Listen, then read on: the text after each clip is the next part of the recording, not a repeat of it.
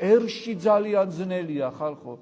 ადამიანები ვის ღმერთის წიაღიდან გავიდნენ და რაღაცნაირად დაბრკოლდნენ და გარეთ არიან, იმათ ძალიან უჭირთ.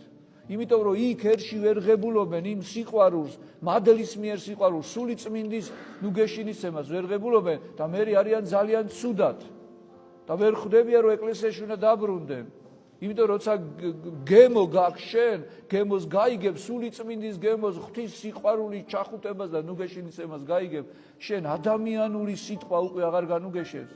იმიტომ რომ თვითონ ადამიანს, თვითონ თავისთვის არაფერი შეუძლია. მარტო შეუძლია განიკითხოს, მარტო შეუძლია ვიღაცაზე იჭორაოს, რაღაცა ცოდვა ჩაიდინოს და ასე შემდეგ. ძალიან რთულია ერის ადამიანებთან ურთიერთობა. ანუ ქვეყანაში იცით როგორ არის, მოდი ასეთ რაღაცა ვთქვათ, რომ არის გაყოფილია შუაზე უკვე.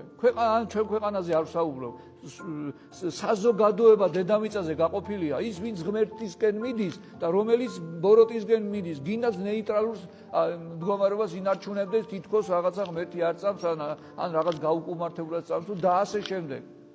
არ არსებობს შუალედური მდგომარეობა სინამდვილეში უფალი გეუბნება ან ღმერთს ემსახურებით, ან მამონასო. პირდაპირ წერიას და თანდათან იმატებს ბოროტება ხალხო. თუ დაუკვირდებით, თანდათან იმატებს ქაოსი, თანდათან იმატებს რა იცით, პატივმოყვარეობიდან გამომდინარე საქმე. მე მინდა საქმე